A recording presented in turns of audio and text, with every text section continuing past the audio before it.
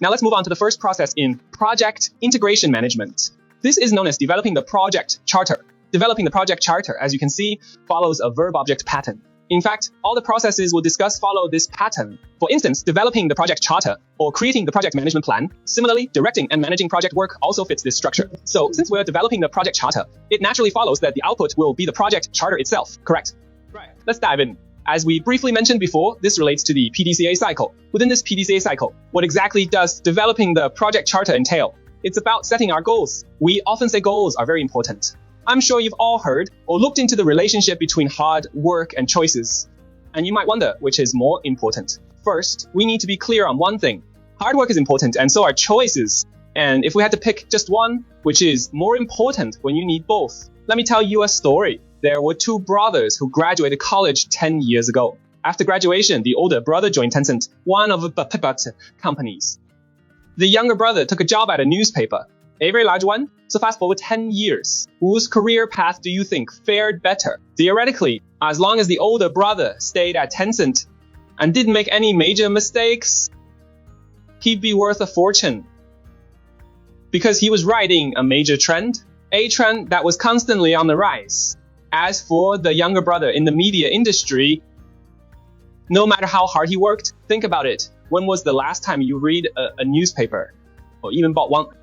It's probably been years, right? So the print media industry is obviously on a downward trend.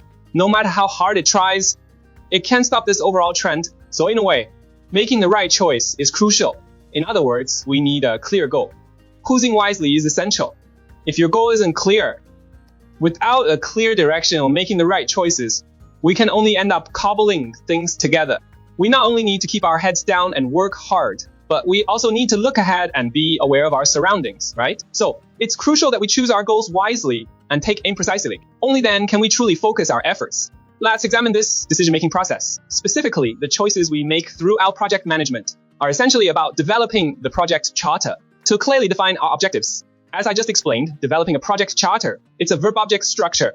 Since we're developing a project charter, the output will definitely include a crucial document, the project charter. Besides that, there's some other information. Let's take a look. There are two key inputs, the 3-page argument and the project management plan. These are concepts we've already covered, so I won't repeat them here. As for the tools and techniques, we will cover them in detail. Each time they come up, we'll discuss them, including brainstorming, focus groups, interviews, or conflict management, facilitation, and meeting management. We'll explain each of these. There's one thing to keep in mind. Developing the project charter means writing a document that formally approves the project and officially authorizes the project manager to use organizational resources for project activities. Sounds a bit abstract. Let's imagine a scenario.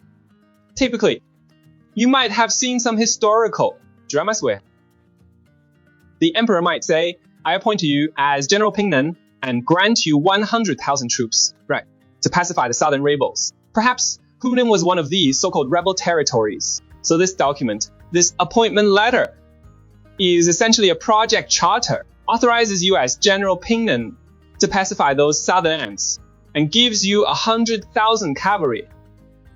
It gives you resources, right? You have a goal, authorization, and resources. So this is the project charter. That's it. Before we dive into the project charter itself, let's get acquainted with. We've seen before any project, there's some groundwork to be done. This groundwork involves, first, a needs assessment. As we mentioned, usually we jump in without a plan, and that's when needs arise. Needs drive change. Change is our project, and change brings solutions. Right, so we have these needs.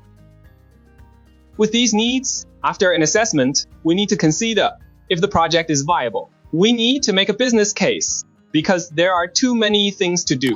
But which ones should we choose? We have to make a choice. For every task at hand, we conduct a business case. This includes technical feasibility, the risk, and feasibility in all other aspects. Another crucial point is whether it's profitable. You see, that's a key consideration. But profitability isn't just about money. It includes tangible value and intangible value. It's about both tangible assets and reputation. Both need to be considered. And after we've completed the business case, we will also have a benefits management plan. The benefits management plan will focus on when we can recover these costs and when we can earn how much, providing specific and detailed information with a more in-depth analysis. All of these are part of the documents that will help us supplement the overall project management. With all these elements in place, we can start drafting the project charter. The result is the charter, which formally approves the project. In other words, once the charter is in place, the project is officially greenlit. Additionally, it formally authorizes the project manager. With this authorization, you're officially the project manager. You might even see this on the exam, like, why should you manage this team? Once you've met certain criteria, you can present something. You can present a project charter stating that you are the authorized project manager, authorized to do what? You can utilize certain resources for project activities. That's what this document is all about. This document actually connects our project with the company's strategic goals. As we mentioned before, so why do we undertake projects?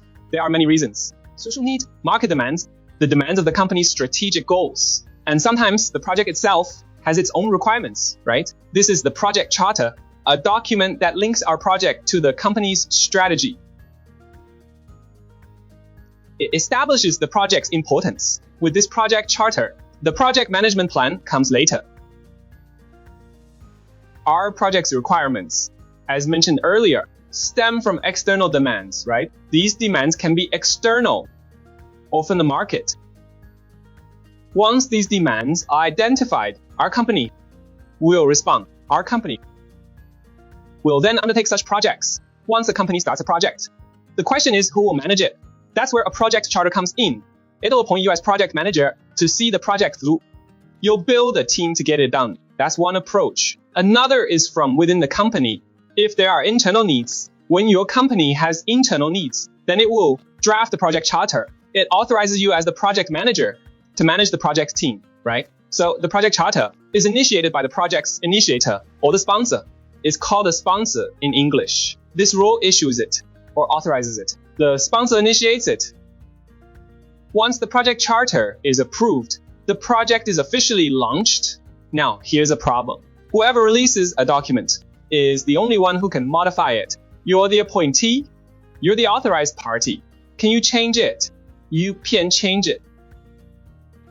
I bet you've seen those period dramas. There's always a scene where the king says to the crown prince, "Everything in this kingdom, I hereby bestow upon you." Then it's yours. If it's not given, you can't take. Right. As the project manager, you can't just take it. The sponsor has to be the one to issue the project charter and authorize you as project manager. You need to know that. Keep that in mind. In practice, this document, although the boss is supposed to issue it, but who actually does the work? Often we help the boss out, right? You'll help your leaders out too. So as a project manager, you might end up helping draft this document. You'll be drafting it, but really for the boss. The boss just signs off on it. He signs off to authorize you. That's the logic.